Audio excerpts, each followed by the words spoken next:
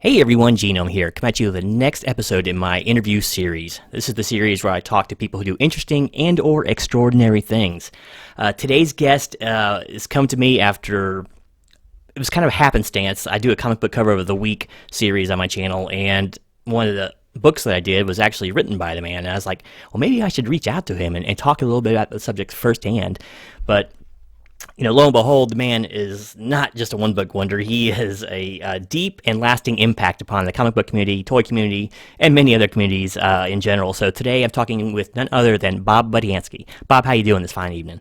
I'm doing fine, thank you.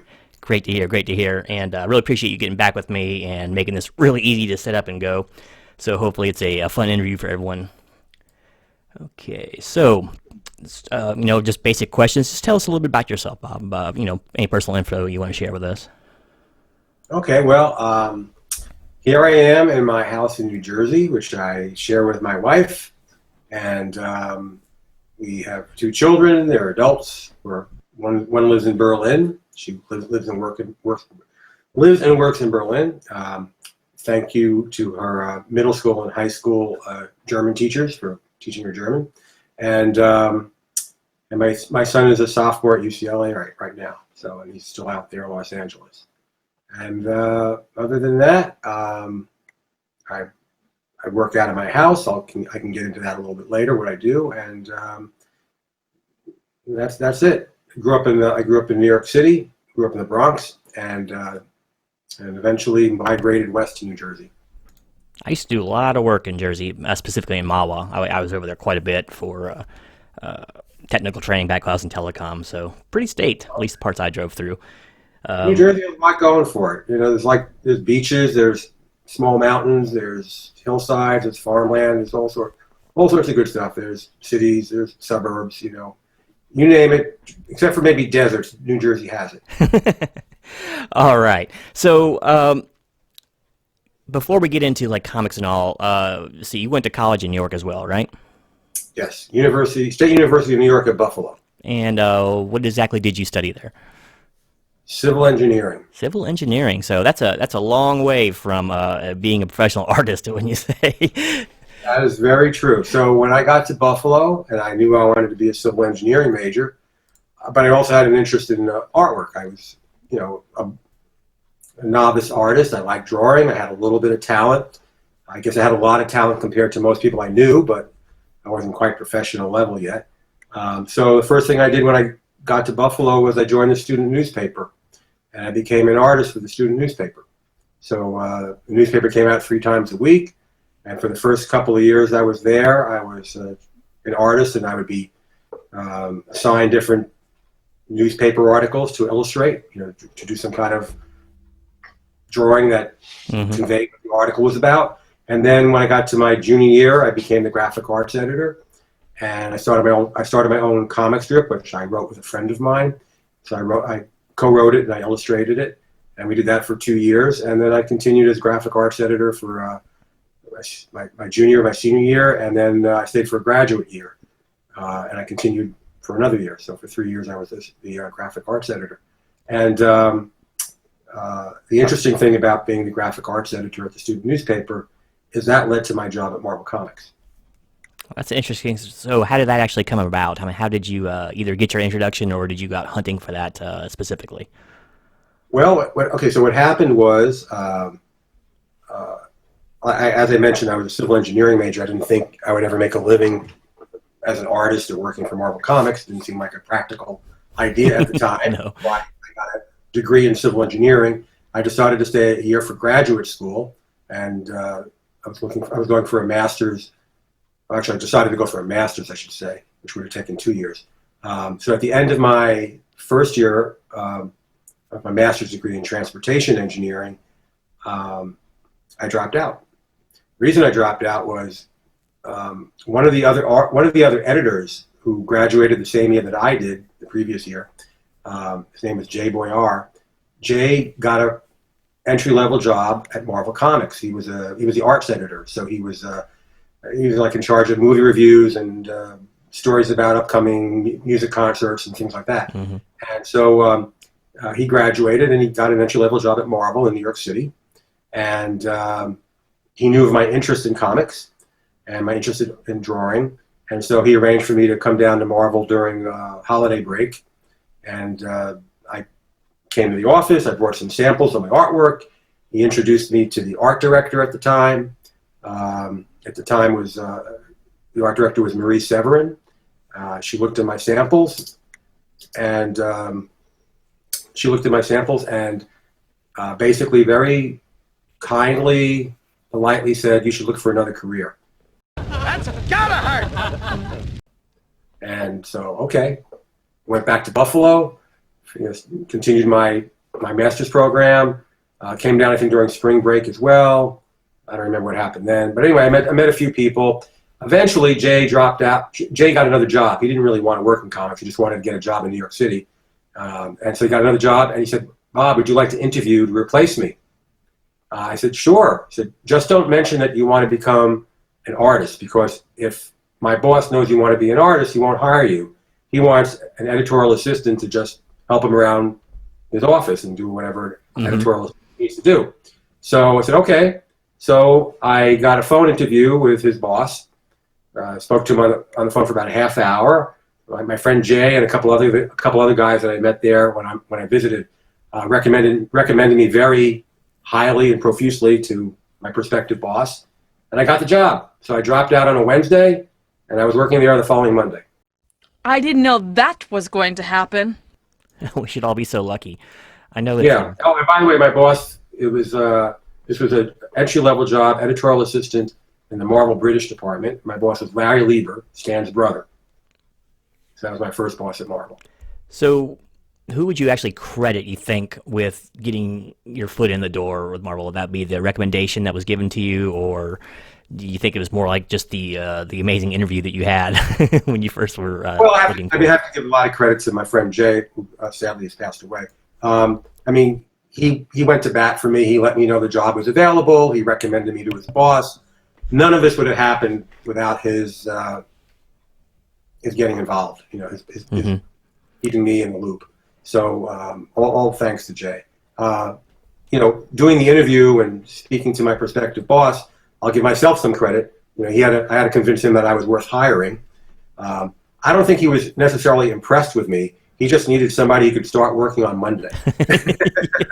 the whole warm body syndrome. Yeah, I like that. So yeah, exactly. So the fact. I mean, Larry's a great guy, but he's a bit tentative. So I remember him saying things like, "Well, Jay and this guy and this guy, they said you're a pretty good person, and I guess like he was very concerned about, am I the right person? Obviously, any new boss would be considered a prospective employee, but the fact that I had a couple of people pushing for me, it was a big help.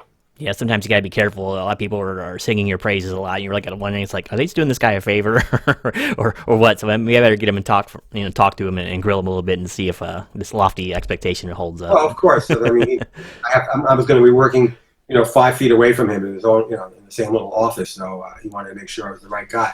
But it worked out, and we got along pretty good. And very soon, I made it clear I wanted to be an artist. And so within no time, I was doing like preliminary sketches to hand out to other artists for covers and for what were called. Because the British department reprinted American books, and there was a different printing schedule. We would divide up American Marvel comic stories into 2 parts. So like if it was a 20-page story, there'd be 10 pages for one issue, and then the other 10 pages the next issue, which would require a new splash page, a new first page. So the British department was like a training ground for a lot of artists of that era to get work doing these splash pages. So I was very involved with doing sketches that were approved by either Larry or the art director. And then once the sketches were approved, they'd go to these artists and they would do their best simulation of John Buscema or Gene Colan or whoever had actually drawn the story and try to fit that style. And the way this story kind of comes to a conclusion is that my art director for the British department was Marie Severin, the art director who had told me like 6 months earlier that I should find another career. And I have to say, working with Marie was wonderful. She was the best teacher. I learned more from her about drawing comic books than anybody else in my life. And she couldn't have been more kind and more generous with her time. And she was just great to work with. I'm sure by the time I showed up at the office 6 months later, after she had kind of waved me goodbye out of her office, I'm sure she'd completely forgotten who I was, that I'd stopped by her office, 6 months earlier. I suspect that back then she had people like me, these young wannabe artists, traipsing through her office several times a week. Mm-hmm. So I was just another forgettable face that walked through and she threw out of there. But she was a really great person to work with. I have nothing but kind words for Maurice Everett. So see, there's a good point for all the viewers out there. Sometimes you can have a setback in your career choice or path or whatever it is you're trying to get done. But if you keep persevering, even if someone maybe tells this is not what you're going to be good at, and you keep honing your craft and you keep working at it, it's a possibility it can work out for you, and it can turn into a great professional relationship, as you said right there. So that's exactly correct. If I may, I say what you say to people, a little bit shorter. Never take no for an answer. I mean, and I'd say that's probably the hallmark of most people who make it successfully in this world, to be honest with you. If you take no for an answer, then you're defeated and you have to find, you have to go to plan B or plan C. But if somebody says no to you, you take that as a challenge. What do you need to do to overcome that person's opinion? I know when I was in the Army for a while, and I used to go to the things called Soldier of the Month boards. And my first one did not go well. It was awful. I got trashed in there, and it was just really a bad situation. But I was there again the next month, and the month after that. You just keep hammering away at it, and eventually good things can happen. It's right. Just perseverance. It's all about perseverance and practice and get better at it. Yeah. So earlier on, did you have an artist or writing mentor? Did you have someone that kind of took you under their wing? And I know you mentioned Miss Everett there, but anyone who specifically stands out as someone who helped you get used to the medium? Well, just working there, you just absorb what's around you. So I worked for Larry Lieber for about a year. He was a good person to be around. He knew, if you know anything about Larry, he could do it all. He was a writer. He was an artist. He was there from the beginning of the modern marble explosion in the 1960s. So he was a good person to be around. And I found throughout my career at Marvel, especially the early part of my career, there was always somebody. As long as you showed a desire to do good work and an enthusiasm for finding new opportunities, there was always somebody there to kind of give you a helping hand. So. Depends on what you're talking about. Like, for instance, it was Larry. So then I left to go freelance after about 1 year. And I was starting to get work through other people. I kept doing some work for the British department, but eventually I got a little bit of artwork from other people. So Jim Salicrup, who knew me from the British department because he used to do some work for the British department, mm-hmm. He eventually became an editor there. I eventually became his assistant. I became an assistant editor on the regular American comic books. I got out of the British department. So once I became his assistant, he was giving me all sorts of opportunities to do cover sketches for Avengers and for the X-Men books that he was editing, and even had me do a fill-in X-Men cover during the John Byrne run. So that was quite a little bonus. Yeah, indeed. Anyway, all along the way, Jim. Later on, Jim Shooter, he was the editor-in-chief. He gave me opportunities to work on the Transformers, things like that. So, if you show at least back in that era, if you showed the interest and the desire, there were things that were out there for you to take a hold of. I mean, now I never, of course, worked in the industry. I barely know anyone in it, but from all the stories I gather, I mean, Jim Shooter did not just give people things. You had to earn it with him. So you had to feel pretty good at that point that he would, place such a big burden I with would you. say, I mean, everybody has their own style, and Jim certainly comes across as a little bit difficult to work with, according to many people. And I would say the same thing. I worked with him for many years. And he could be difficult. He was very demanding. But in some ways, he was no different than a lot of other people, which is they gave you opportunities if they thought you had a shot at achieving the goal. Mm-hmm. You know, they weren't just handing out favors to anybody, you know, who walked down the hall who happened to be their lunch buddy. Mm-hmm. You know, you had to show that you had some skill, some talent. Now with Jim, I had done some I had done some writing. I co-plotted a couple of Avengers stories and done some other odds and ends for him. And so when this Transformers opportunity came up, I certainly wasn't his first choice because I wasn't known as a writer. I was known as an editor. I was an editor at that point, a full editor on staff by that point. And I was known as an editor who drew. There were editors who were known as editors who wrote.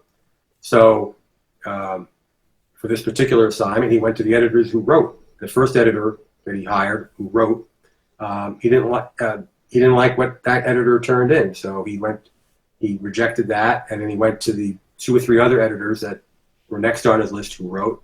They turned him down, and then out of desperation came to me. You were the chosen one! Worked out. And the reason I say that is just because, like, you know, despite maybe him being a little difficult to work for, I mean, that was like, it was almost like a renaissance with Marvel. I mean, there's so much quality coming around back then when he was at the helm that, you know, I just think it, you know, he wasn't, like you said, I don't think he's one to play favors. He's like, can this man put out a good product, or can this person put out a good product? And that's how he hands it out. So I just thought it was a really cool thing to be given such a big responsibility then. But we'll get into Transformers here in a bit. So All right. we're getting a cart before the horse, right? I'm terrible at this. But so I'm sure you're very good at this. You've been doing this for more than just me, right? just a few. But you have a little experience in these matters. so you've had a fairly extensive run on Ghost Rider towards its closing days. What was that like? Oh, it was great. Well, first of all, I was bouncing back and forth between editorial and freelance. And so, as I mentioned a few minutes ago, I was working for the British Department for about a year. Then I went freelance to be an artist. I wasn't really taking off at that point to be an artist. Like, I got some assignments here and there, but they were very inconsistent. Most of my work was doing actually color separations, which is an esoteric skill that you don't have to know anything more about. It's not even done anymore. So then I came back on staff when Jim Salicrup offered me his assistant editor job that had become available. So I became his assistant for a couple of years, I think. And I was doing more and more artwork. I was getting to be a better artist. That was the main thing. You know, as I got better, people recognized who I was, you know, what I could do, and I got more assignments. So at some point, I got to the stage where people felt I could be a regular artist, a regular monthly comic book artist. Oh, I should say before I get to that point, I fell into this very strange assignment. I became the semi-regular cover artist of Ghost Rider for a couple of years. So for about issue I think 33 till 67, which is quite a run. It's like it's almost 3 years. Mm-hmm. I did almost all the covers, and it's very unusual to become a cover artist without being an interior artist first. It's almost like the opposite way of doing things.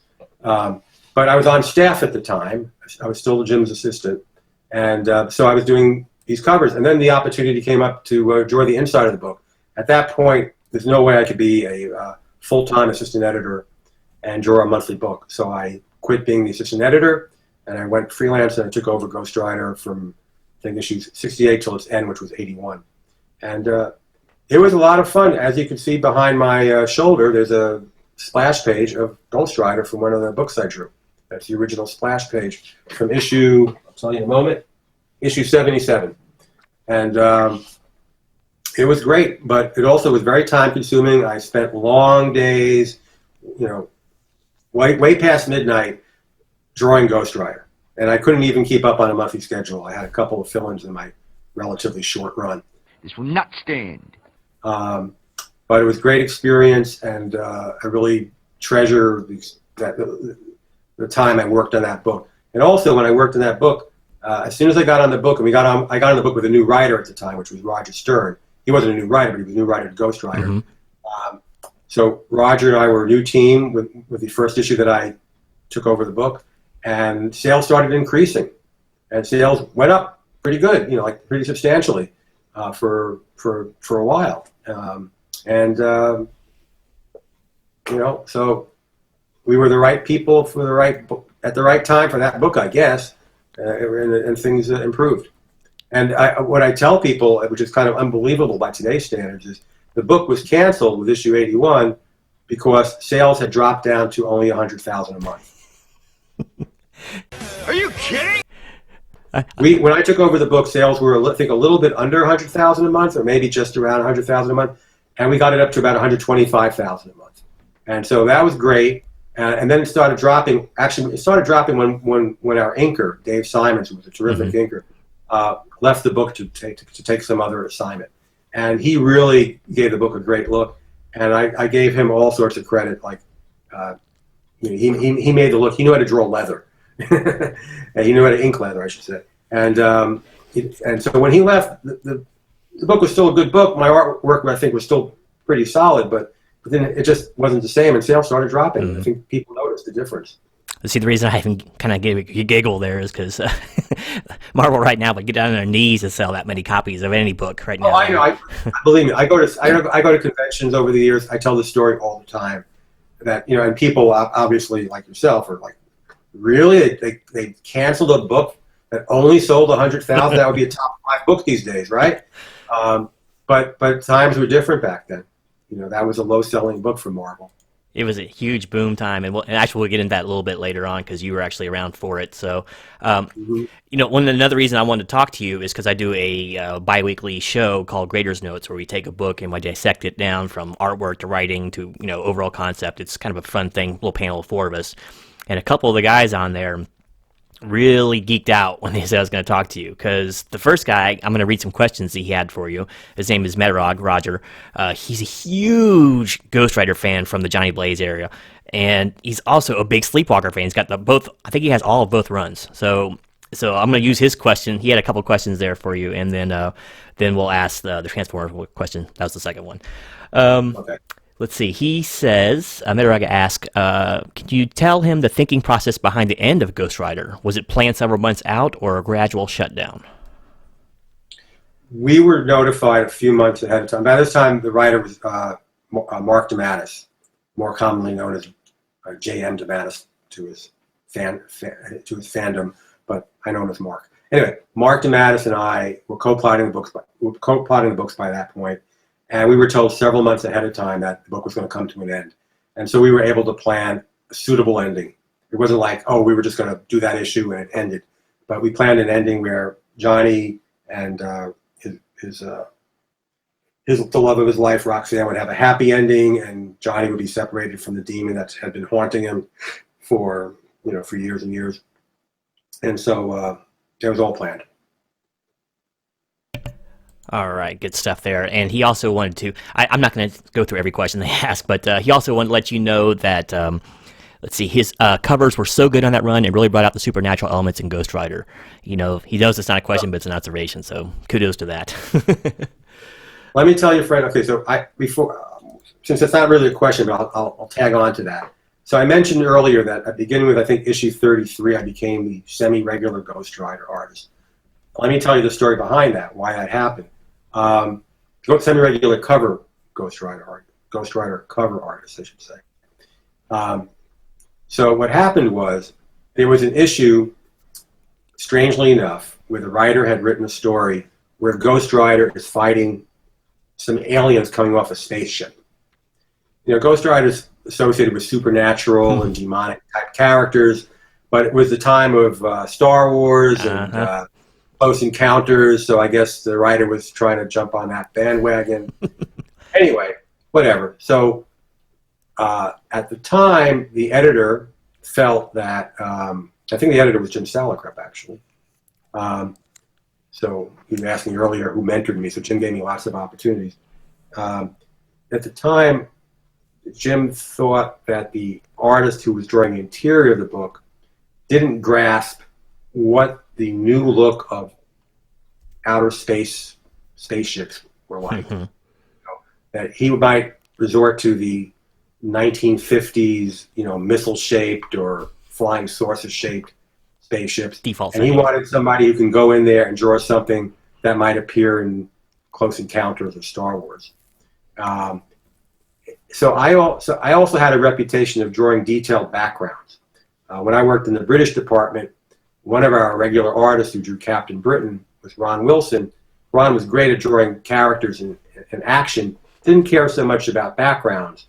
And so I was hired to do his backgrounds for him. He'd lay them out really very crudely, and then I would draw Piccadilly Circus or Big Ben or whatever other British scene that needed to appear to make it look like this was actually taking place in England.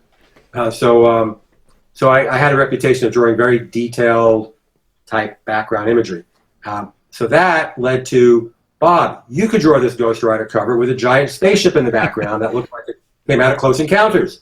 So like you never know, like one thing leads to another thing, and that's where it led. I wound up getting that assignment. I guess I did a good job, and then I became, over the next 34 issues, I think I drew like 28 of the covers, or some really high proportion of the covers that succeeded that issue. So that's how it happened. Good stuff, good stuff. I love Ron Wilson too. He won one of my comic book cover of the weeks like 2 or 3 weeks ago in his Thing run. I love that. I was editor on some of that. Oh, were you? Okay, that's good stuff. I should research that a little harder then. But yeah, I love that little whole long story. Thing went from Marvel 2 and 1, which I did a couple of covers for, by the way. When Thing went from Marvel 2 and 1 to his own book, I don't know if I was the editor with the first issue, but I was the editor for a lot of the early issues. But anyway, go ahead. Sorry. All right. So when did you start basically becoming a full-time editor? Were you already an editor? I know you were assistant editor before that, but when would you become a full-time editor? Well, when Ghost Rider was canceled, actually immediately I was offered a couple other jobs, like limited series, that sort of thing. So I started doing these other jobs. Like the day it was canceled, I had enough work to last me 5 months because other editors came over and said, draw this for us. And then within a couple of months, Jim Shooter came to me and said, we have a vacancy for an editor. We'd like to hire you. It's a trap! So I figured, well, editors work, I won't have to stay up till 2 a.m. drawing comic books. It pays better. It'll get me out of this rut that I'm in, where I'm, my whole life is just trying to crank out this artwork. And so that's when I became an editor. I was back in, I think, 1983. So anyway, soon after I left Ghost Rider.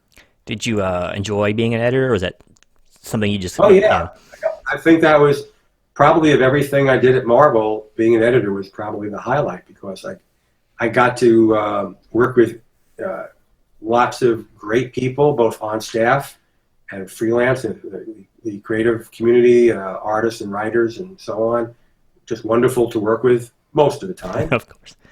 Okay, I won't go into detail on that, but generally it was wonderful working with these people and collaborating with them. And I got to come up with all sorts of my own ideas and see them published, over the years. So it was a wonderful experience.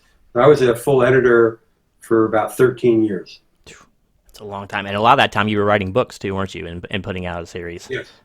So which brings up one point I want to make, which is it's a lot easier, at least for me, to write a story than to draw a story.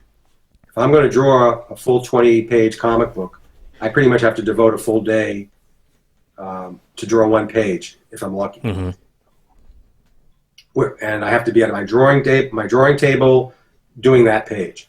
If I am writing a 20-page story, I could write it in my head, at least write the plot in my head as I walk from the train station that I would get off at in Manhattan and walk over to the office, which was like a 10 or 15-minute walk. I can plot an entire story in my head in that time, and then later on type it up at night. And so I could, in other words, I could maintain a full-time day job and also freelance a book a month as a writer. Yeah, I mean, it's a lot to juggle, but yeah, it's just what some people are good at doing fast. We can't all be Jack Kirby and knock out a book in a weekend, Right. So I think many artists, including me, aspire to be Jack Kirby or John Buscema, who could do like 4 books a month, but it's just didn't come naturally to me back then. I'm still pretty slow. Well, it's all about quality, right? Not about quantity. So unless there's a deadline to meet. So, okay. That could be debatable, but yeah, you shoot for quality, but sometimes quantity is what counts. I mean, that line. Yeah. I mean, and I don't think people really understand the grind that could be and the deadlines that have to be made. It's not easy. It's not all fun and games, and it takes a lot of dedication to get books out on time. So That's right. it's like any other job, people they probably don't envision it. It's like, oh, he's doing what he loves to do, and it's like at the end of the day, you're still punching the clock, you're still doing a job, and so anyway, all that notwithstanding. What the hell kind of an analogy is that? So the change in background might signify that it's time for something new. So, all right. So we've got into a little bit of Ghostwriter. We got into some editing. So now let's go to a thing that one of the best things you're known for, and that is the Transformers. So a new property comes to Marvel to flesh out, and that's the Transformers. All right, brand new toy line that's coming out from Japan over there. From what I hear, the project was given to Jim Shooter, which you talked about a little bit earlier, and he wound up letting you run with it. You want to give us a little bit of backstory on kind of how this took place and how it all came together? So before I got involved with it, as you alluded to, so it came to Jim Shooter. So somebody at Marvel makes a deal with a outside partner, in this case Hasbro. Marvel had already made a deal a couple years earlier to develop G.I. Joe into a storyline and a comic book, which then became an animated Saturday morning cartoon show. All right, so that worked really well. So Hasbro said, "Well, let's try it again." So Hasbro had made some deal with two Japanese toy companies, Bandai and Takara, and basically licensed or whatever deal they made to take pre-existing toys that transformed into different vehicles and other objects and put them all together and call them the Transformers. And so they presented that to Marvel.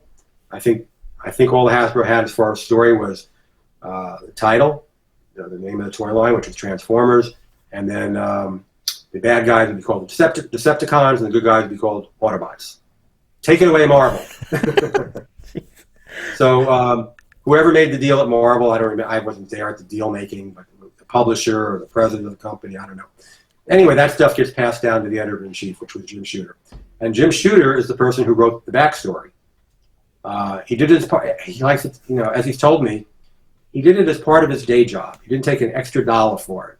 So he wrote a backstory, which is about 6 pages or so long. I actually have it right here. If you give me a moment, I can find it. Oh, we have an original treatment here? I have the original treatment. Here it is. It even says treatment on it. An exclusive Gino Presents first here. It's like you're reading, you have x-ray vision, you can see, here it is. See it? The Transformers, treatment. Look at that. That's the original, right there. 1.5 spacing and everything. Look at that. Yeah, and it goes on for 8 pages. Now, the first, let's say 6 pages and a little extra is the actual story. That sets up the entire mythology of the Transformers and the conflict between the Autobots and the Decepticons and how they wind up on Earth, et cetera, et cetera, et cetera. So everything that the Transformers is today is based on that treatment. That treatment never maybe there was a couple of drafts before I got a hold of it, but that treatment really never changed. And so Jim decided, okay, I'll write the treatment, I meaning Jim, I'll write the treatment, but I'll assign somebody else to write the character descriptions and come up with names for the characters. The initial Transformers line was 26 different toys. So they all had to have names, and they all had to have some kind of biographical profile to distinguish one from the other. So he assigned it to Denny O'Neil, who was a senior Marvel editor at that time. And Denny, if you know him, has a long history as a comic book writer, an esteemed, respected, talented person in that field. But for whatever reason, Denny turned in the work, and Jim didn't care for it. All right. He actually kept a couple of things, but most of it he jettisoned. He kept the name Optimus Prime, which is pretty well known among Transformers world. And he kept one other name, which was Prowl, another Autobot character. But everything else he jettisoned. And this is all before I got involved. So at this point, there's a deadline looming. It's November of 1983. And Marvel, I guess through Jim, has promised Hasbro that they're going to turn in all this material. I think the the treatment was already turned in, perhaps, but I'm going to turn in all this material with the names and the profiles and all that right before Thanksgiving of 1983. So the week before, I think it was like a Wednesday, Jim is walking down what was called Editor's Row, which was a series of small offices. Each office had a different editorial team in it, asking different editors, like I said earlier, who had writing experience, hey, I have this brand new toy property that needs 26 names and 26 character profiles written by Monday. Interested? And so I think the first person he asked was Larry Hama, who had done the same development for G.I. Joe. Mm-hmm. Larry, for whatever reason, probably was too busy, said no. And he asked a couple other writer-editors, and they said no. And finally, out of an act of pure desperation, he asked me. I said, sure, I'll do it. And I turned it in the following Monday. Jim liked it. Hasbro liked it. And that was how I got connected to the Transformers. That's that's the big you expect to hear from something that became so big as the Transformers, and then something as big as Marvel Comics put together. It's like, okay, you have a long weekend. Write the history and create these characters. It was a long week. I did it over a long weekend. It shows what was going on in my life at the time. I had nothing better to do. but I actually, lesson number 2. If lesson number 1 is don't take no for an answer, lesson number 2 is be ready when an opportunity presents itself. So I wanted to get more into writing, and here was an opportunity to write. And I said, sure, I'll do it. And it worked out. Yeah, well, like I said, an opportunity knocks, you better answer that door. So, yeah, I mean, it might be made for a miserable weekend, but... You don't know when the next chance will come along, You just don't know. So it worked out. And then from then on, I was the go-to guy whenever Hasbro would have a new line of toys that they wanted to develop. They would come to me through Marvel and say, here's our new line from 1985 and 1986. Here's what they do. They transform from a robot into a sea creature or into a spaceship or whatever it is. Mm-hmm. Come up with a name, give us a profile. So after basically inventing, the character traits, the names, backstory of all this Transformer universe in these characters, you helmed the comic for pretty much the first 55 issues, correct? Yeah, so the first 4 issues I was the editor.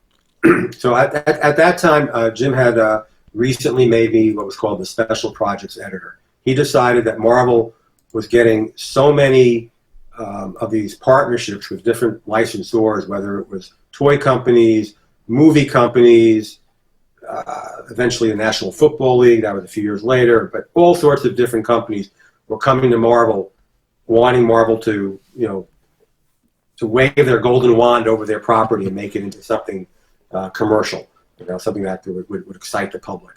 So, because I had already developed the Transformers, he created this Special Projects Editor job. So the Special Projects Editor, I had to give up all my regular monthly Marvel titles. At the time, I was editing Fantastic Four and Daredevil and The Thing and some other odds and ends.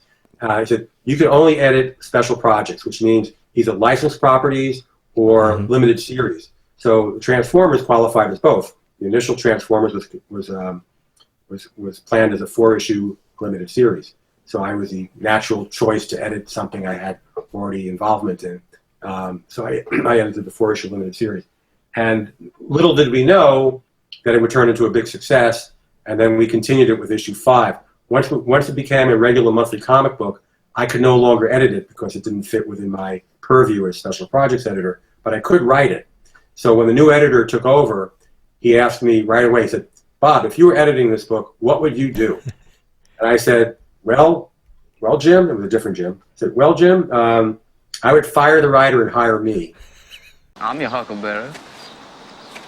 By the way, the writer is Jim Salicrup, who I've mentioned as my mentor many times. But the reason I could say that, and Jim and I are still friends, by the way, the reason I could say that was because it became really apparent very soon from issue 1 of the miniseries that nobody had a handle on how to write this thing.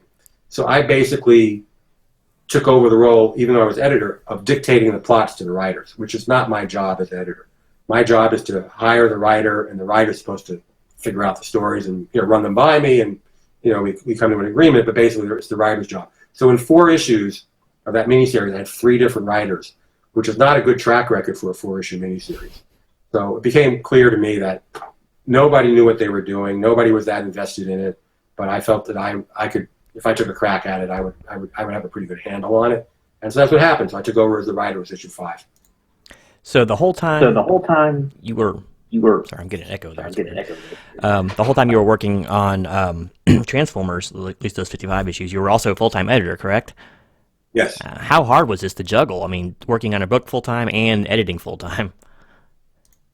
It's okay. I mean, I would say that the vast majority of Marvel editors at that time were also doing freelance work for Marvel. They couldn't do, the rule was you could not do freelance work for yourself. That would be a conflict of interest. But if you can get another editor to give you work, that was fine. So plenty of editors, myself included, were writing books or doing some artwork or a combination of the two perhaps. It was not unusual. And like I said earlier, writing didn't take up the amount of time that writing didn't take up the amount of time that illustrating a comic book took up, at least not for me. And I think that's generally the case for anybody who writes and draws a comic. Drawing takes a lot longer usually. So it wasn't so bad. I could go home at night and knock out some pages of a script or whatever, or, take a day off on the weekend. It wasn't really that bad. I mean, I did run into a couple of deadline problems. If you look through that run from issue 5 through 55, there's 2 or 3 issues that I missed because of deadline problems. So there were fill-in issues of other writers. Yeah, I'd imagine that's very true. I mean, it's like I could go home. I was in college. I could knock out a 10-page paper, and basically overnight, if you sit there and just grind out, including references and all that. So, but I can imagine the art would take just a little bit longer, especially for someone as artistically inept as myself. It probably also helped that I wasn't married and didn't have any children. So, so it's not like I had to come home and my wife's been dealing with the kids all day, and now I got to take over. I'm up till 10 o'clock with them or something. It's like it was my own life. I could do what I wanted to, pretty much.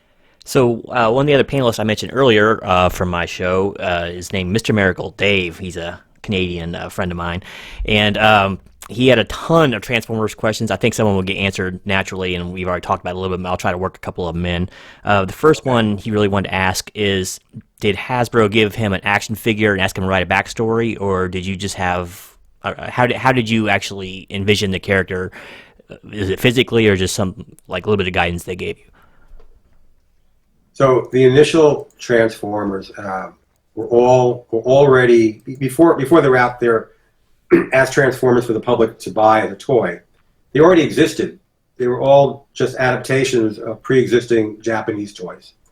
Basically, what Hasbro did was they took the Japanese toys, they painted them differently. They didn't change them. So, so they gave me a whole set. Or it's not a whole set, I remember, but they gave me a set of the toys. They existed. So I could see what they look like, I could see how they transformed, etc. As time moved on and Hasbro started introducing new waves of Transformers every 6 months or whatever to introduce to the public, by that point they'd exhausted the pre-existing toys, and they were developing and engineering brand new toys, which weren't out in the market yet, so they didn't have them. So they'd give me model sheets. Okay, I have that nearby too. I can show you an example of the show and tell tonight. I like it. I wasn't planning on this, but it just happens to be in the right spot here. I like it when the stars align. Here's an example of a model sheet. Okay, see, it says Transformers, and that's Scalor. That's one of his modes. Okay, so this is the typical model sheet that Hasbro would give me. Okay, here's another Scalor one. He turns into this robotic-looking character, and well, that's it for Scalor. I think there's another mode for him too, but that's all I got at the moment. But in any case, they would give me reams of model sheets. Sometimes they would. I'd fly up to the Hasbro headquarters in Rhode Island, and they might have some preliminary models for me to look at. The actual toy, but but mostly it was model sheets. So, I didn't really need to see a toy as long as I knew what the toy looked like and how it transforms from one mode into a different mode, and I could go from there. All right, cool. I'm going to go ahead and kind kind of join this next one and merge it with some other ones he had in there. Did you have any involvement with the TV series or any of the movie series whatsoever in dealing with Transformers? No. All right. Easy. So my involvement basically ended when I turned in my profile and character name. I turned that into Hasbro. They would review it. On occasion, they would ask me to get a new name because it didn't pass their legal department. Maybe somebody else was using the name for a similar product or something. But generally, they were very happy with everything I turned in. So, assuming everything got approved, they would pass that on to Sunbow Productions, which was responsible for the TV show. And so my characters that I developed and my names were used in the TV show. How they were used, I have no idea. I never watched the TV show. Wasn't part of my job. I frankly had no interest in watching a Saturday morning cartoon at my age back then. And then the movie was completely developed apart from me. So all those new characters that appear in the movie were developed by whoever developed the movie. I didn't have anything to do with the characters that were in the movie. And I know they were integrated back into the TV show, I think, eventually. But I never used them in the comic book or anything. They were in a different timeline or something. Didn't work for what I was doing. So my only connection to the movie was that as an editor, I edited the comic book adaptation of the movie, even while I was writing the regular monthly series. So I was the editor of the comic book adaptation. All right. So there's a couple more quick questions from him on that, and then we'll move on. What Transformer story of yours do you think would make a good movie? Which one do you think would translate into film well? Gee, that's a good question. What do you think? Well, my favorite 2-issue story arc was something called The Smelting Pool and The Bridge to Nowhere. So I thought, though, especially the first one, The Smelting Pool, really worked well, and it introduced our readers, at least. I'm not sure about what's going on in the animated TV show. It introduced our readers to the world of Cybertron for the very first time. Plus, it was a really dramatic story. I thought it had a lot going for it. And then it transitioned back to Earth with the second part, The Bridge to Nowhere. So I thought I think that would be a good movie if I had to adapt one of my stories into a movie. Now, the bad thing about that two-part story is that almost all my stories, especially in the early couple of dozen issues that I wrote, took place on Earth, and The Smelting Pool takes place on Cybertron. So if no other Transformers movies existed, obviously others do. If no others existed, it would be a weird way to start it out, where a whole half of the movie takes place on this alien planet and moves to Earth. You really have to restructure it so that'd be like Earth, Cybertron, back to Earth, or something like that. But anyway, I would work with that story and try to develop that into a movie. All right, and we'll go ahead and get his final question. It's probably the final question for Transformers, too. We're moving right along here. His next question, I'm sure a lot of people want to know, is why did you leave Transformers after issue 55? Because I couldn't leave earlier.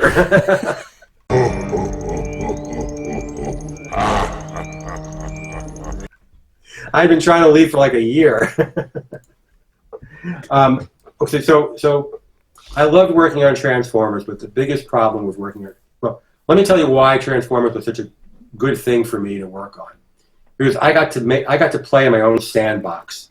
I wasn't constrained by 20 years of Marvel Comics continuity that maybe a writer on Iron Man or Spider-Man or the Avengers would have to be concerned with. Transformers was this brand new property.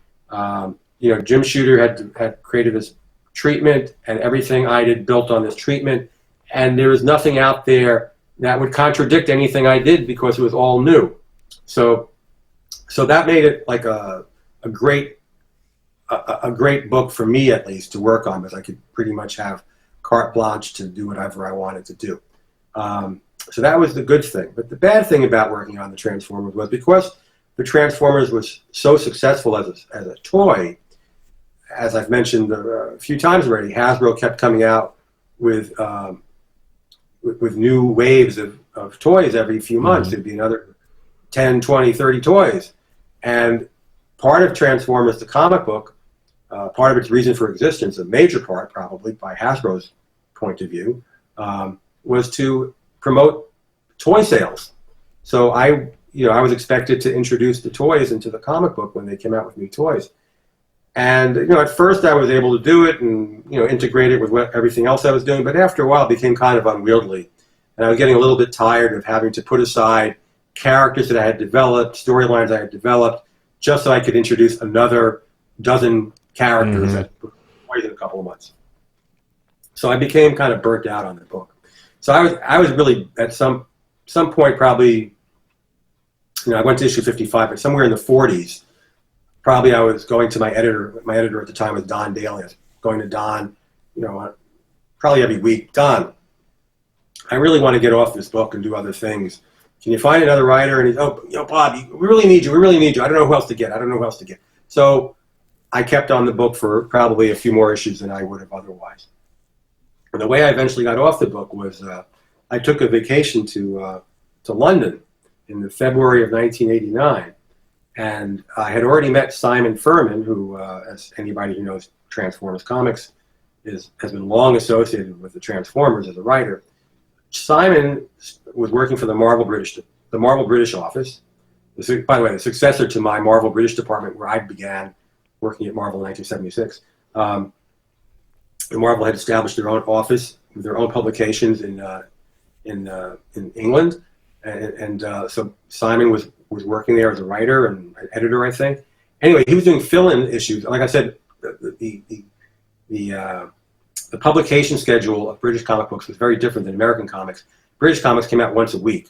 America, most of the time, they're once a month. So the British office needed to fill in on their Transformers books with additional stories. So Simon began by doing these fill-in Transformers books that were in between my issues, basically. So anyway, I had already met Simon. He'd come to the New York City offices on one or two occasions. I already met him. And so when I went over to London on my vacation, I arranged to meet Simon for lunch. So over lunch, I said, Simon, I'm really tired of writing Transformers. Do you want to take it over? And I'm sure he didn't take a breath. He said, yes. I'm sure, yes. He jumped right in. And just as a side note, as the writer of a comic book, it is not my job to hire my successor. It is the editor's job to hire my successor. But I went back to the Marvel offices after my vacation was over. I spoke to the editor, Don Daly. I said, I'm really tired of this book. I got Simon Furman lined up to replace me. Is that okay with you? And he agreed, and then I was gone. Nothing like going through proper channels, but yeah, I mean, even if it is your baby, man, it can get a little overwhelming at times, and maybe you want to work on a different property too. So, as you've pointed out, I was a full-time editor, and I had other things I wanted to work on besides Transformers, and there was only so much time, only so many things I could do having a full-time job and also writing a book a month. So I didn't want to leave my job, so I wanted to, get off the book. All right, and kind of keeping with that should keep Dave's satiate his questions and all that. But so during your peak in comics, what was your typical work week like? I mean, how busy was it? Were you in the office, 12 hours a day, 14 hours a day? What was your typical work week like, if there was such a thing? I don't know what's typical. My job kept evolving. So, as I mentioned earlier, I started out as a regular mainstream editor where I had monthly books, like I said, Fantastic Four and Daredevil, etc. And then I became a special projects editor. So things were always changing. I'd be working on miniseries. I'd be working on toy development. I'd be working on movie adaptations. I'd be working on the Marvel Retail Poster Program. By 1990, Marvel was taking in-house the trading card program. So over the next 5 years, I was in charge of 11 different sets of trading cards, which were enormously successful. So working on trading cards as an editor, creative director, whatever you want, it was completely different than working on a comic book. And I loved working on those cards. It was great. Another place was my own sandbox. I could create whatever I wanted to and come up with all sorts of wacky ideas and do it. Was that the Marvel Universe series? That was Marvel Universe. That was Marvel Masterpieces. That was X-Men. That was Spider-Man. We did a whole bunch of different sets.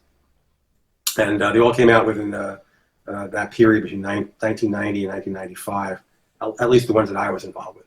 So 11 consecutive sets of trading cards based on Marvel Comics. And so that was great too. So and then I became instead of just being an editor or special projects editor, I became a group editor. And then I became an editor in chief of the Spider-Man line. So things kept evolving. So there was no typical week over a 13-year period because a week in 1984 looked very different than a week in 1992. So during that time, you worked under two of the more revered editors-in-chief for Marvel, Tom DeFalco and Jim Shooter. Was there a big difference in their leadership styles, and did you work best under either one of their styles? Yeah, there was definitely a big difference in the way they ran the office. I would say yes. I worked well with both of them. I would say Jim kept a tighter grip on things, so it was easier to create friction if you didn't make things the way Jim wanted them to be, whereas Tom was more like, yeah, this stinks, but we'll get it right next month. I mean, not that Tom had bad standards. He had great standards. I worked for him when I was working on Ghost Rider. He was, I think he was involved with Ghost Rider as editor at some point as well. So I worked for him as a freelancer. I worked with him as a co-editor, although he was executive editor when I was editor before he got promoted to being editor-in-chief. So I don't want to make it sound like he had poor standards. He just wasn't as tightly wound in that respect as maybe Jim Shooter was. So he demanded quality results as much as anybody. But it was he was a little bit more relaxed, so it was pretty easygoing to work with Tom. Right. So we were talking about properties that are your babies earlier. Let's talk about the serious one that was really your baby completely, and that's Sleepwalker. A lot of people don't know that maybe don't know that you were actually the original creator of Sleepwalker. So can we talk a little bit about him right now? Like, how did the character come around? When was he first envisioned? That sort of thing.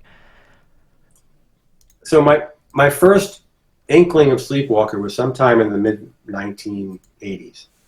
Jim Shooter had regular weekly editorial meetings, and he would come to the editorial meetings with a different topic every week or something, and he was just trying to get us editors to make better comic books. You should be concerned about this aspect or that aspect, and he would bring examples, et cetera, and Jim himself had even though Jim was only a couple years older than most of the editors, and actually younger than maybe one or two. He'd started working in comics when he was 13 years old. I'm not sure you're aware of that. He was writing Superboy and Legion of Superheroes when he was only 13. So he had a long history in comics. He knew what he was talking about. Anyway, I remember one particular meeting where, I don't remember the context, but he said, in the real world, if Superman existed, people would not look at him, or nations would not look at him as this savior, this hero. They would look at him as a threat, and they would try to figure out a way to band together to counteract him somehow. And side note, that was kind of the plot of Man of Steel, a couple of decades later, that movie that came out a few years kind of a Watchmen thing too, yeah. Yeah, so he was kind of on to something, because up until that point, and even beyond that point, Superman was this alien being who just happened to look like the all-American boy, and who meant no harm and was just there to do good things. So he was just pointing out in the real world, it probably wouldn't work out that way. So that got me thinking, what if we took that premise and applied it to a superhero? And instead of the superhero being an all-American boy, he looked like a bug-eyed monster. And that was the beginning of my thinking about Sleepwalker. So that evolved into Sleepwalker. All right, so the original concept was originally thought about back in the 70s, correct? Kind of. No, that was about 1985. Oh, 85, okay. So why the wait to release him, 7 years later or so, or 6 years later? I think about 1990 or 91 when he came out. Well, the wait was I was working as a full-time editor, and I was writing Transformers, and that's one of the primary reasons that probably by 1988, I wanted to get off the book, and so I could develop this idea that I had, bouncing around in my head. I couldn't do it all, so that was, it took a few years for me to finally make the space within my schedule where I can work on it and develop it. And then I went through a few drafts. At that time, Tom DeFalco was editor-in-chief. We actually had what was it called? We had a committee to review. It was called the New Project Committee. Mm-hmm. So anytime back then, anybody who had some credentials anyway, not just any fan who didn't have any standing competency, but if anybody came to us and said, I have this idea for a new comic book, and here it is, and here's the treatment, it would go through the New Projects Committee. And actually, I was the head of the New Projects Committee, but for Sleepwalker, I had to recuse myself. I couldn't judge my own. So once the New Projects Committee would review whatever was turned in, if we felt that this had merit, we'd kick it upstairs to Tom DeFalco. And I would say like 90% of what came in, we rejected. We had pretty good, I think we had pretty good standards of what we thought would make a good comic book and what wouldn't. So anyway, Sleepwalker passed, and it got bounced up to Tom DeFalco, and he came back to me and he asked me to do some changes on the draft, and I did some changes and improved it. And his comments and critique was really, really helpful. And eventually, it got published. It got published into a comic book that I wrote. So it's kind of funny that like something very similar happened like in the military, for example. Like if you want to show like a PowerPoint presentation to a general, the thing starts at 100 pages. By guys like us were working on it, and by the time it got to the general, it's about 10 pages long. So you got to start, you got to pull the chaff out of there sometimes, and I can only imagine how many ideas you were getting from people. But so the character of Sleepwalker himself, at least the Mindscape version of him, he had an interesting power set. While he was powerful, he also had a lot of weaknesses, and I think a lot of writers would probably fall into the trap of making their new their new tentpole really overpowered and strong, and yours seemed a little more grounded in reality. Was this a conscious move on your part, or is this just how the character evolved?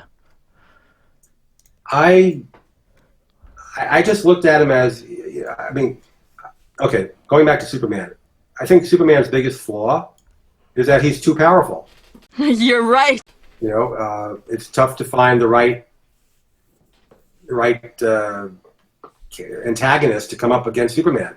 Like you have to really bend the rules to figure out a way to make Superman put him in jeopardy or anything. So I wanted a character that came to Earth, was really a fish out of water, and didn't quite fit, and was trying to learn what it was like to be here. But while he was learning the ropes and doing what he was trained to do, which was be basically a police officer from his dimension, bring it to our dimension, he still encountered people and powers that he couldn't deal with very easily. He wasn't all powerful, and he had limitations. So I think limitations helps, even though he was an alien. Limitations helps to humanize characters. If they have limitless power, they don't really. I don't think they're as relatable.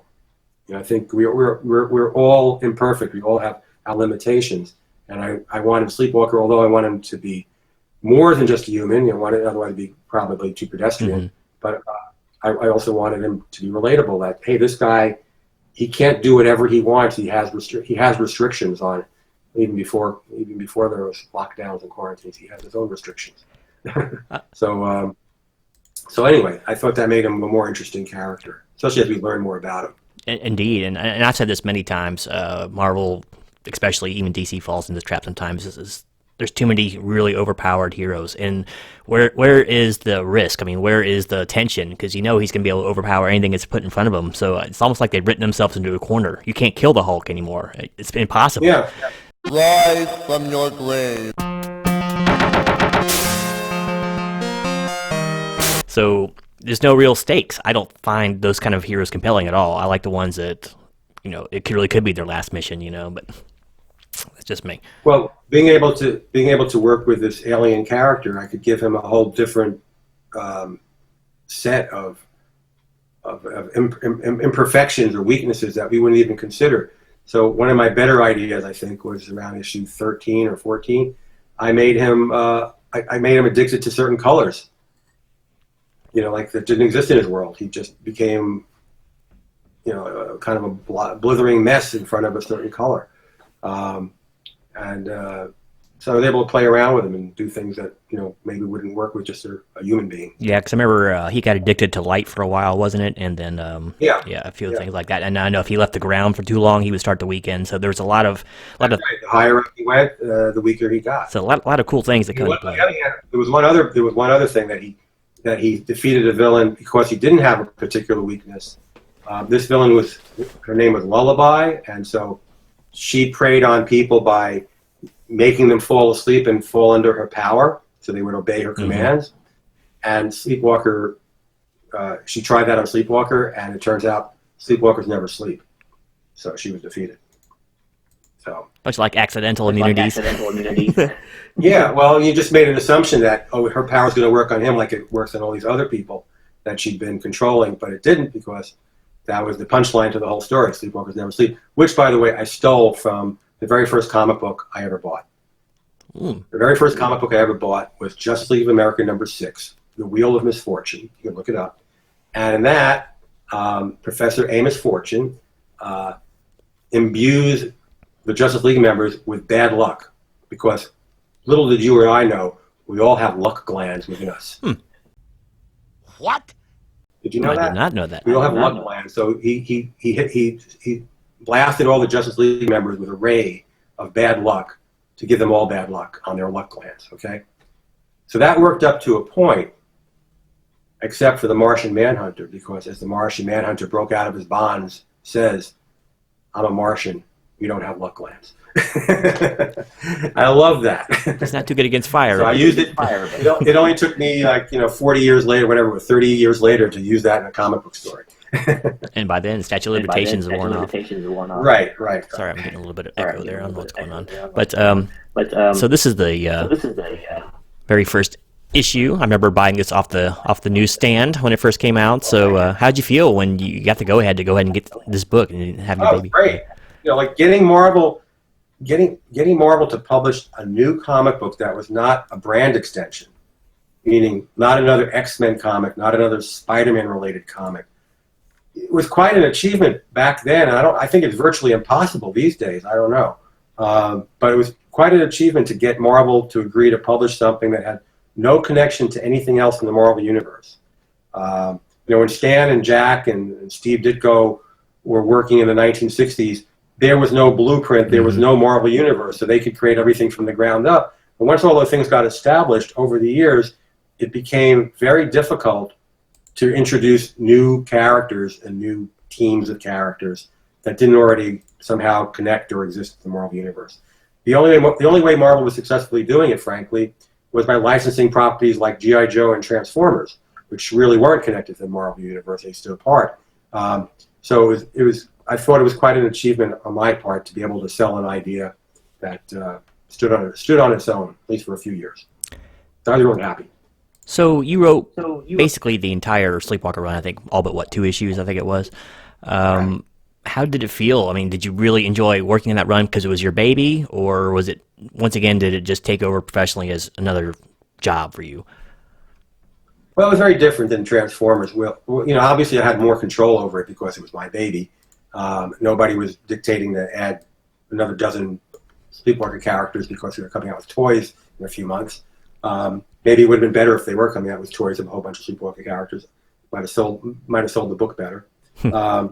But anyway, no, it was great. But there was Sleepwalker has a definite demarcation line.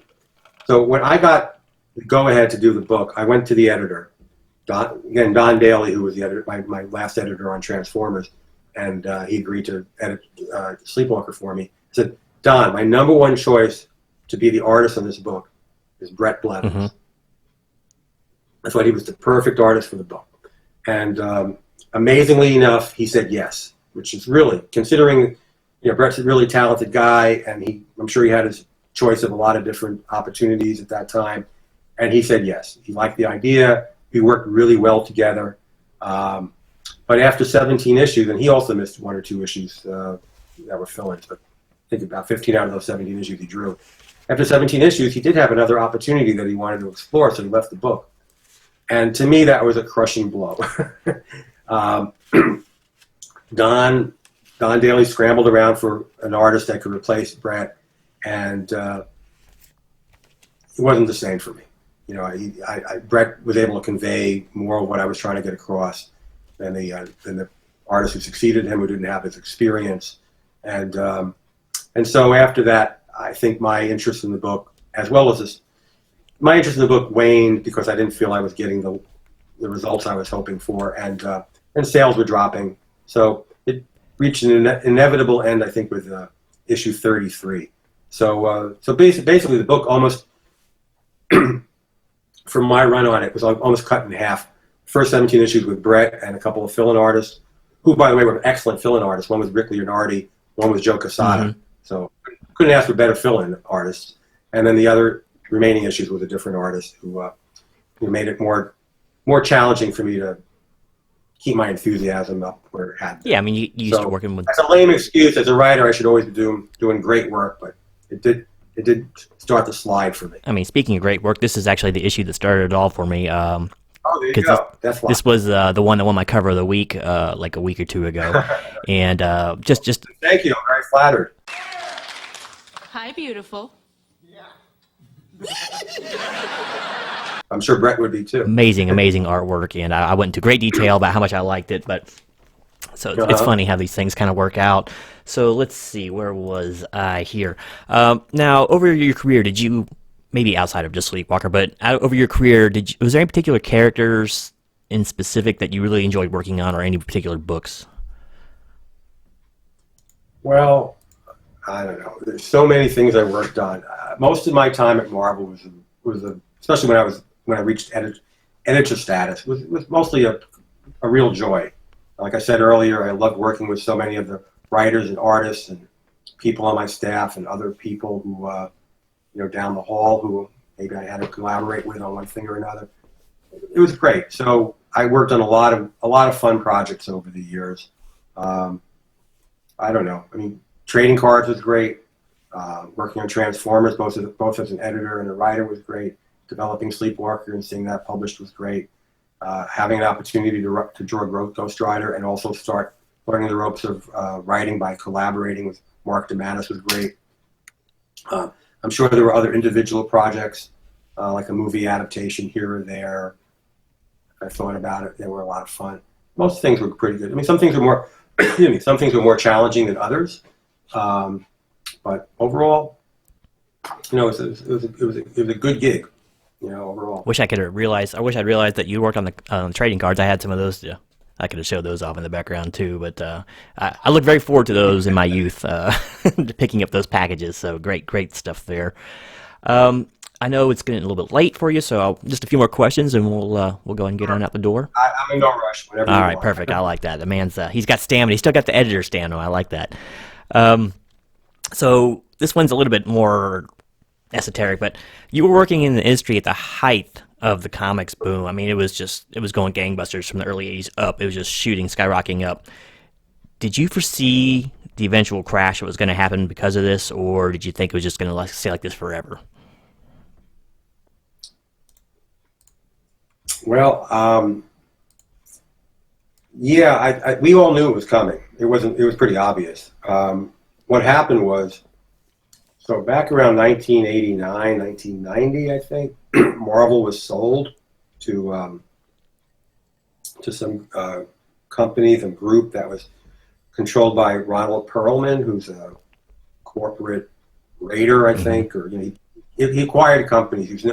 He acquired companies. He was known for owning Revlon at the time, Revlon Cosmetics. So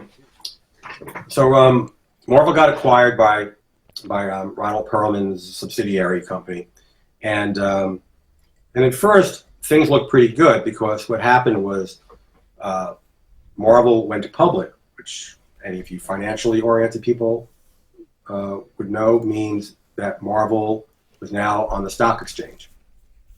So Marvel was doing great business back then. Sales were increasing enormously from year to year. And your success on the stock market is based on the percentage increase in your profits from year to year. And our profits were going up. And so it looked great at first.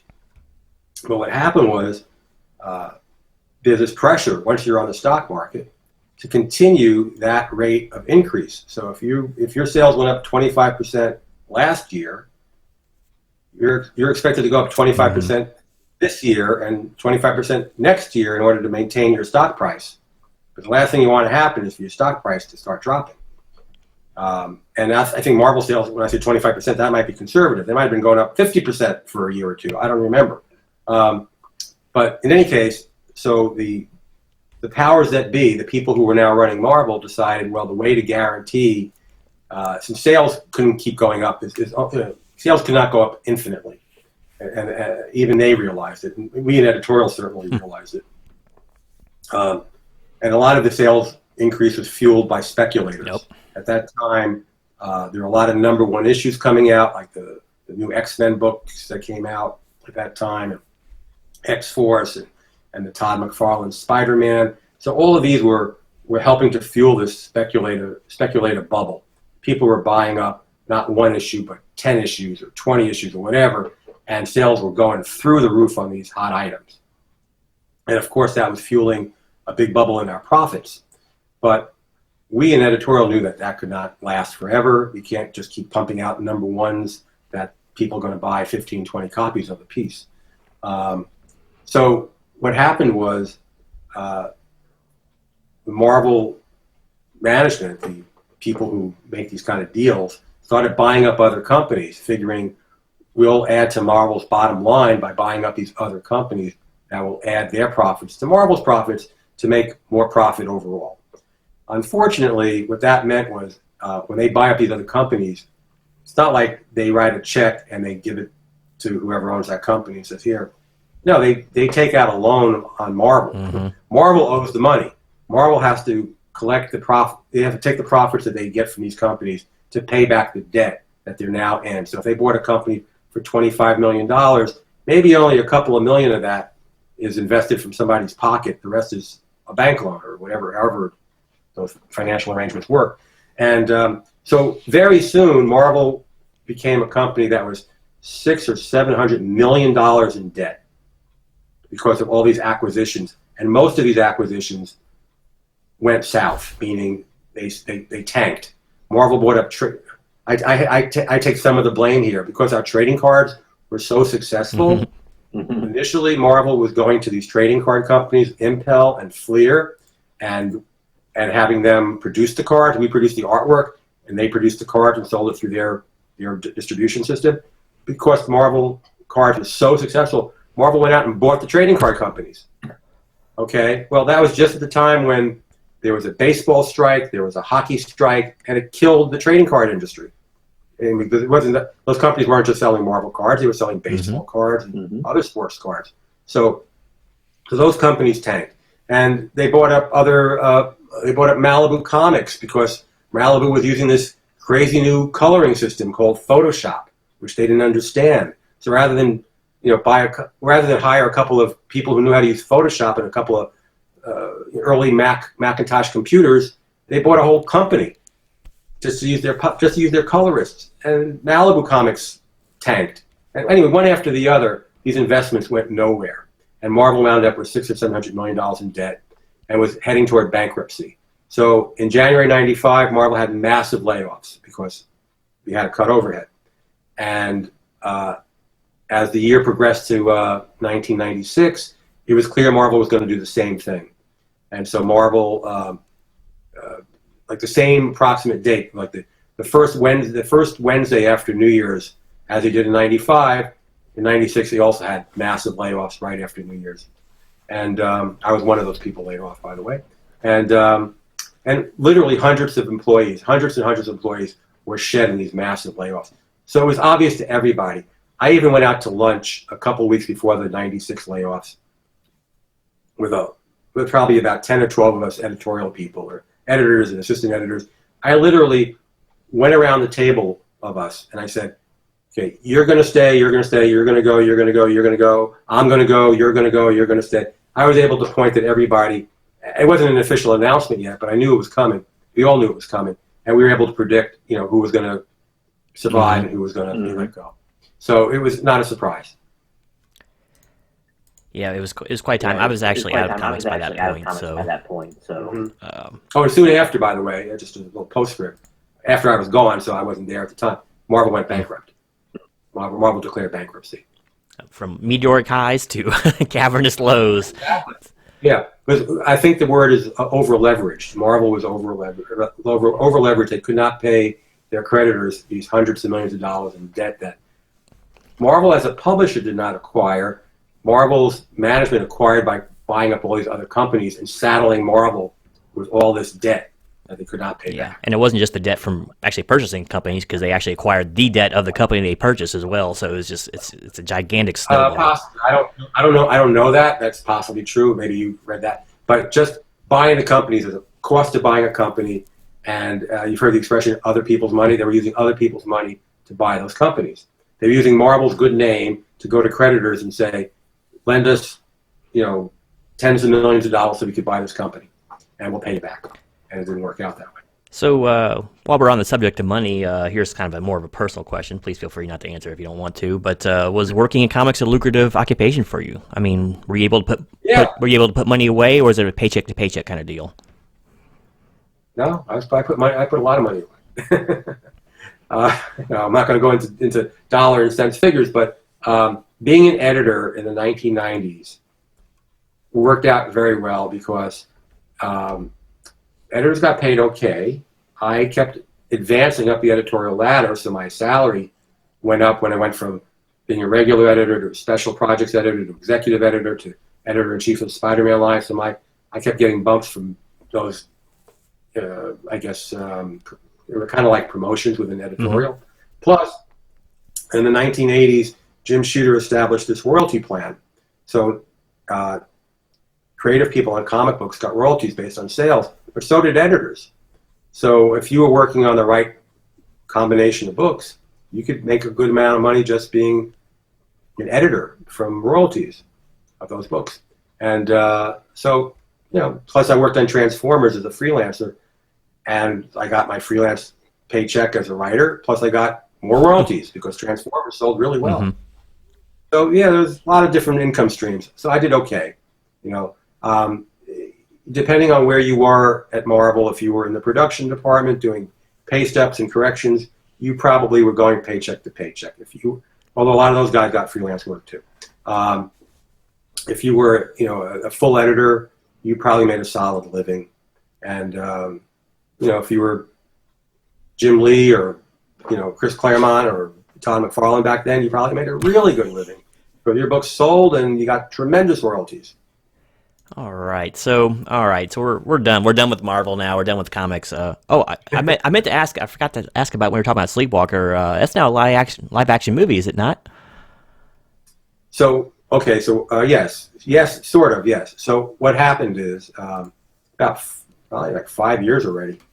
5 years ago, I was contacted by a couple of guys who were based out of Florida, Tampa, Florida, and they said, "Hey, we love Sleepwalker. Can we make a movie out of your Sleepwalker character?" And I said, "I do not own Sleepwalker. I cannot give you permission.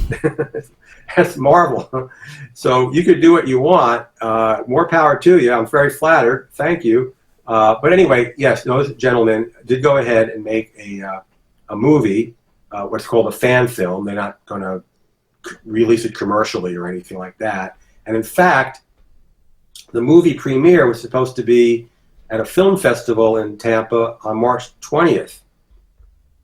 I was going to fly down there to attend it, but then the lockdown came, and then it all got canceled. So we don't know when it's going to happen. I actually, as they were developing the movie and filming it, they flew me down there to do a cameo in the movie. So I'm actually in the movie. So I've seen, if anybody out there is interested, you just go to Facebook, type in Sleepwalker. There's a whole Sleepwalker page on Facebook dedicated to talking about the movie. There's a trailer for it and so on and so forth. So these guys, I haven't seen the movie, but I think they did, from what I could tell, they did a tremendous job. It looks professional. The person in charge of it, Josh, he works professionally doing videos and commercials and things like that, industrial videos. He has talent in this field. He got real actors, real lighting people, real sound people, real wardrobe people.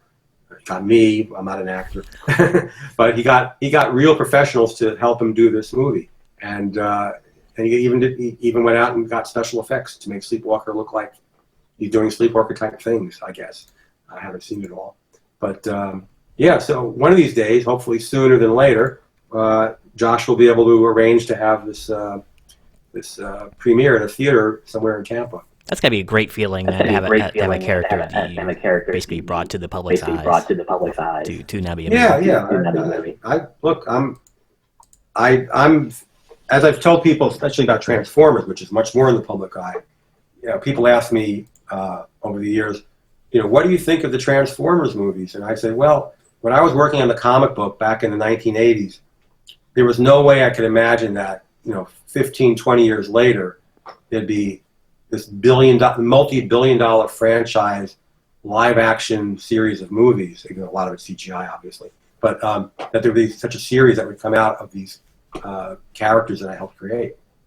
So, and Sleepwalker the same. Now, Sleepwalker isn't quite reaching that those heights. This is a fan film, not a Hollywood mega-budget movie, but maybe one day it will be. I've reviewed lots of fan films, and that's really, I think it's a wave of the future, because the actual fans of the properties can not have to worry about studio interference. They can make the movie they want to make, and it's getting a lot easier for people to make good movies at home with computer, technology and all that, and easier to acquire cameras and all that. So, yeah, really good stuff. I can't wait to watch it myself. A little bit comic related, but do you attend cons regularly? I don't know what regularly counts as, but yeah, I get invited to cons. Yeah. You do like more than 3 a year, 3, 4 a year, just if you feel like it. I think the most I've ever done was about 7 or 8 in 1 year. So this year, everything got thrown out the window, but I think I had done 1 or 2 this year. I was going to do a con that same weekend in March that the Sleepwalker movie was going to be premiering. I was going to go to the premiere in Tampa, and then I had a 2-day Transformers con in Orlando, but obviously all that went out the window. I had a couple others lined up. So, but in a typical year, I might do like 4 or 5 cons. And what do you do when you go to the cons? Or I know you do some commission pieces. What else is it? Yeah, I'll do sketches, and I have some poster prints that I'll sell, and I'll sign autographs. And if the con is interested, they'll ask me to do a panel. I'll do a panel. I actually, for Transformer, they have a PowerPoint presentation. Some of those materials I showed you earlier, the treatment and the model sheet, those are things like that are in the PowerPoint, so people can see what I actually worked with and what I actually worked on way back when that developed into what we now know as the Transformers. So it works pretty well. All right, so let's just eschew comics completely. What are you up to nowadays? What's Bob up to nowadays? Well, for the last more than a decade, I'm the recreation director for the town that I live in. So what you're seeing right now is my office.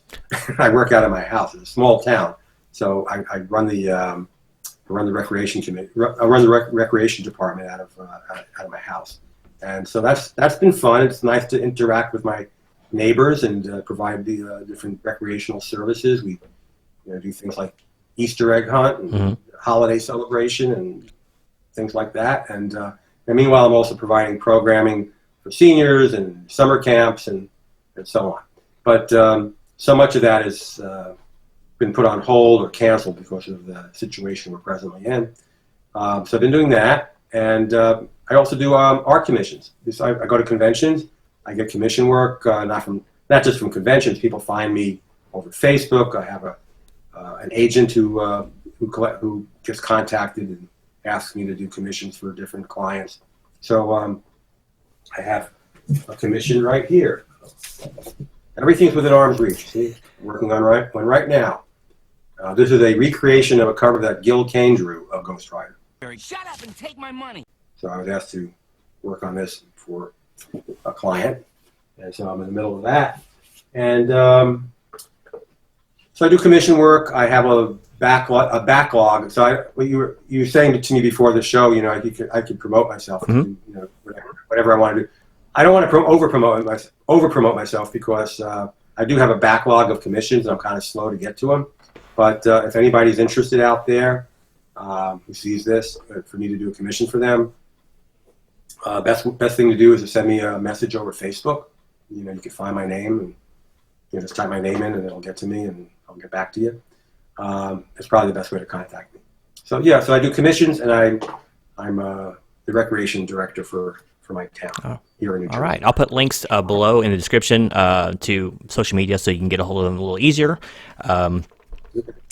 So, last couple of questions, and we'll be out of here. Hobbies. What kind of hobbies what do you do for fun? I don't know if I have hobbies. Do I have hobbies anymore?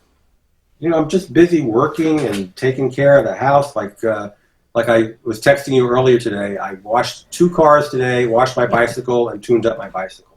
But that's unusual. I don't do that every day. but it's those kind of things that fill up my time. So I don't really, I don't know if I have hobbies. I take an art class twice a week. So I still like to, even though I have some art skills, I'm taking a life model art class, which now was in person, now is over Zoom. So I guess that's perhaps a hobby.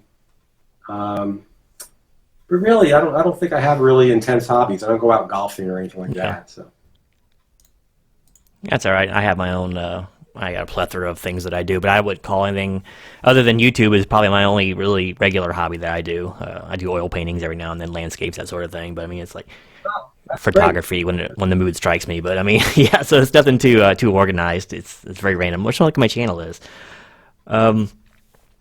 So for anyone out there who was looking to get into the comics business, what advice would you give? I know you gave some great advice earlier. Don't take no for an answer, and keep trudging on. But is there anything like that you think they should be doing in order to get seen and noticed?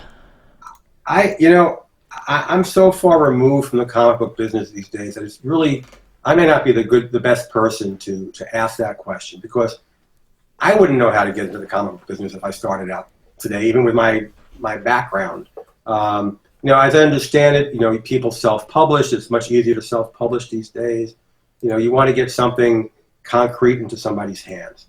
So I guess self-publishing is one way to do that. But I think if you go on companies' websites, it's probably, I'm pretty certain that you'll find how to submit your work if you want to be an artist or a writer, what you need to do, submission guidelines. I think that it's still important to go out to conventions and try to meet people in the industry and talk to them and find out how they got in, or if on the rare occasion that Marvel or DC, one of the big publishers, shows up at a convention and has their own display, try to talk to some people who work at the company and find out what you can. I know back when I got started, things were a lot easier. Not that everybody who walked in the door got a job at Marvel or DC, but there were less barriers in a lot of ways. I remember back then, if you just showed up at the Marvel offices, come into the reception room and say, "I really like Marvel Comics. Can I get a tour?" Somebody would come out and give you a tour. It wasn't like now you can't even get in the lobby of the building. You can't get past security if you don't have a reason to be there. But then you could just take the elevator upstairs and knock on, walk into reception and in fact, aside from me networking my way into Marvel, which is, frankly, I'm sure networking exists even in today's business world. That hasn't changed so much. But when I left Marvel, when I left my first job at Marvel, British Department Marvel, so a few months earlier, that story I just told you about somebody just coming up to reception asking for a tour, that happened. So this person showed up, asked for a tour. He comes down the hallway. Our office, the British Department office, was right off the reception room. It was like the first office you pass. I see this guy and I said, "Hey, I know you. Your name is Danny Fingeroth. We went to high school together." And Danny says, we took a couple classes together, but we weren't like buddies or anything back in high school. So anyway, Danny says he's looking for a job in comics, and did I know anything? I said, "Well, I don't know of any jobs right now, but if I know of anything, I'll let you know. Give me your phone number." This is way before email existed. So I said, "I'll let you know." So anyway, Danny completed his tour and took off, and a few months later, I quit my job to go freelance. I called up Danny. I said, Danny, you want to interview for my job? And Danny replaced me. That came from him just showing up at the reception room and being allowed to take a tour of the office. He did pretty all right for himself too. So.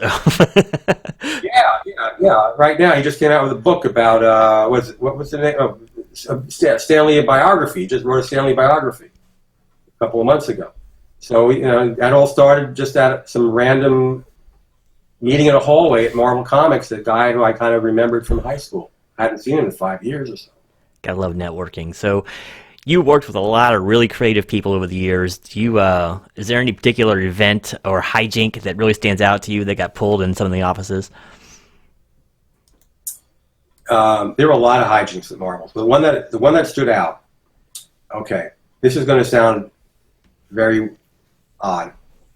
All right, so legendary Marvel editor of the 1980s and 90s, Mark Grunwald, and Mark was always coming up with really creative, unusual ideas. So at that time, this is somewhere in the mid-'80s, Mark decided, there was a campaign for a local newscast. And so there were posters of the different newscasters, like 6 o'clock news.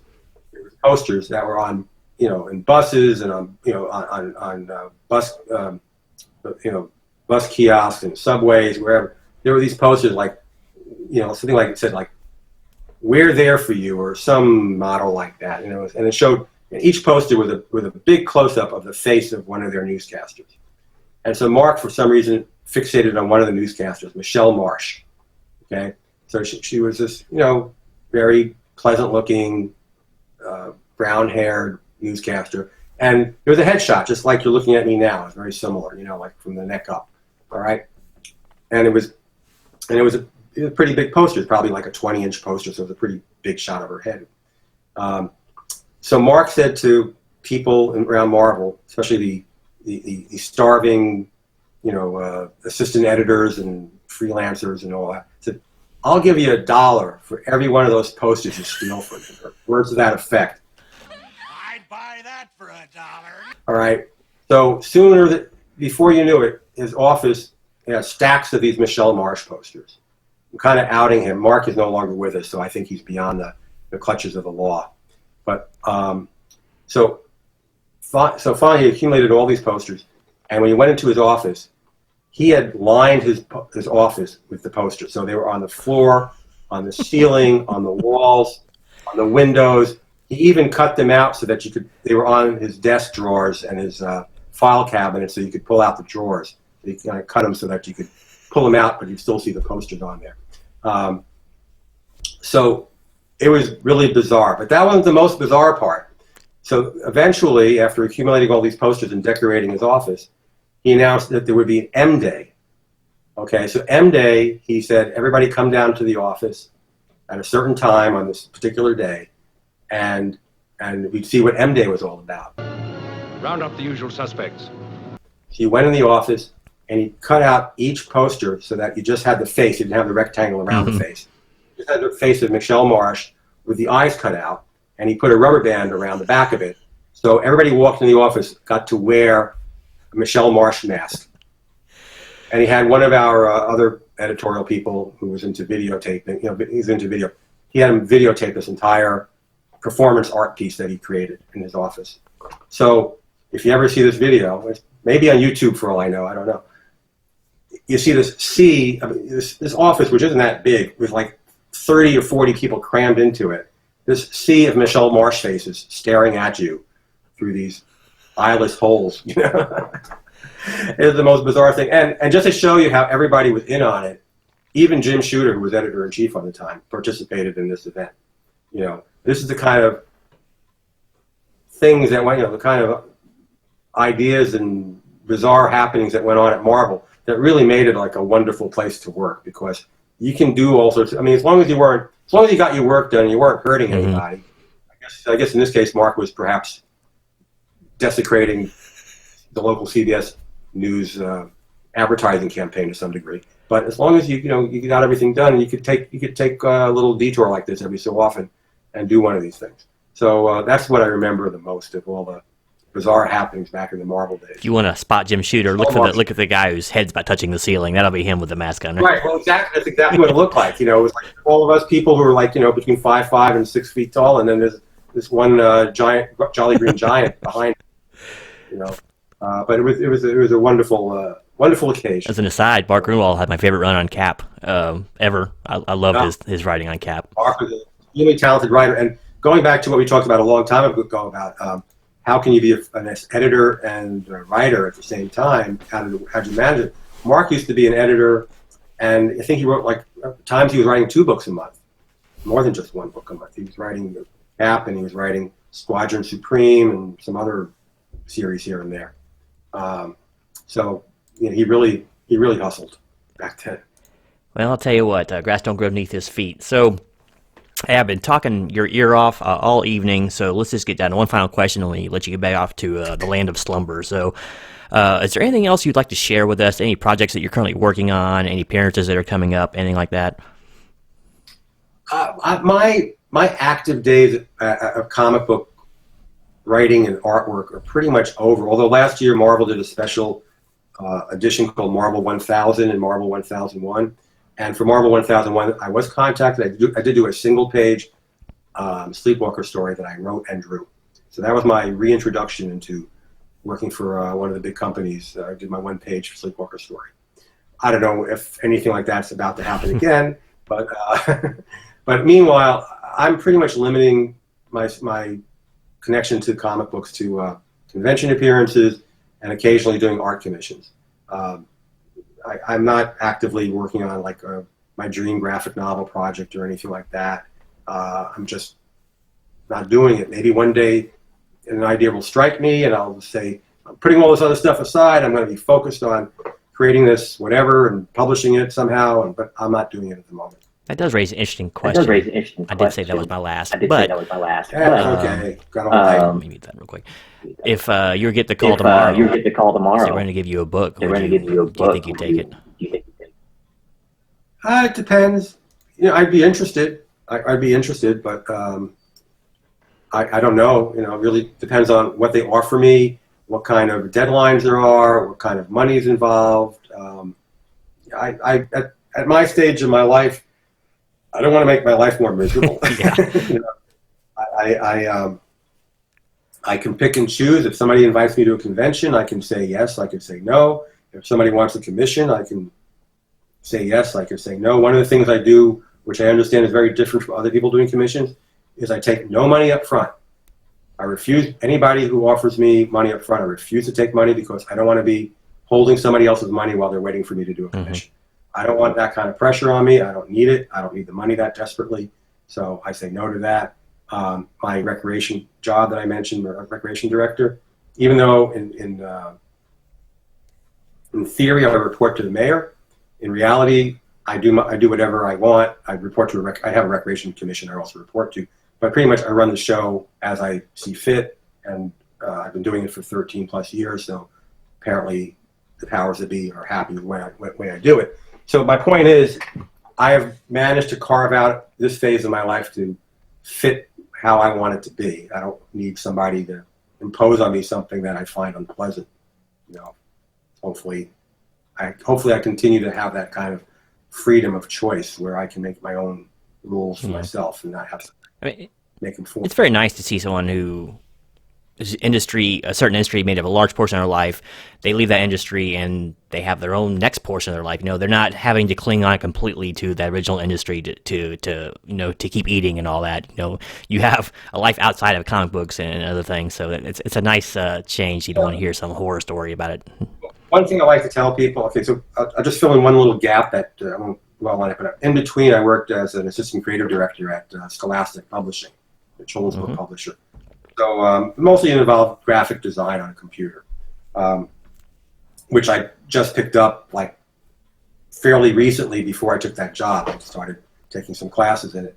But I did have other skills in terms of management of projects and visual ideas and things that came in handy for that job. But my point is, like I got drafted, and I didn't go out looking for a job as a recreation director. What happened was I volunteered for the Recreation Commission. The job became available, and lots of people on the commission at the time pushed me to take the job, and they saw what I can bring to the job. So what I like to tell people is I've never had a job that I was qualified to do. There you go. We should all be so lucky. I was a civil engineering major. I became an editor, writer, and illustrator at Marvel. I was doing that, and then I became a graphic designer, and then I was doing that, and I became a recreation director. So it's just like goes back to like opportunities present itself. You got to be ready to take them. I'm not saying these are the best jobs available in the world, but overall it's worked for me. Some bumps here and there. I mean, that's the old saying, life is funny. So you just never know. Actually, the old saying, one of my favorite sayings, you've touched upon it. So my favorite saying is, I have it printed out somewhere, I forget where, but my favorite saying is a lyric from a song by John Lennon. Life is what happens when you're busy making other plans.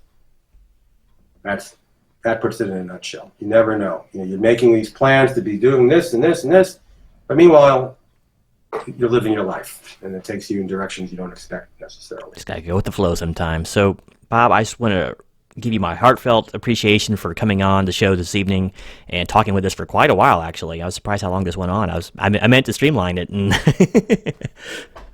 now it's your problem. You got to figure out what to do with it. It's all going out there for public consumption. So.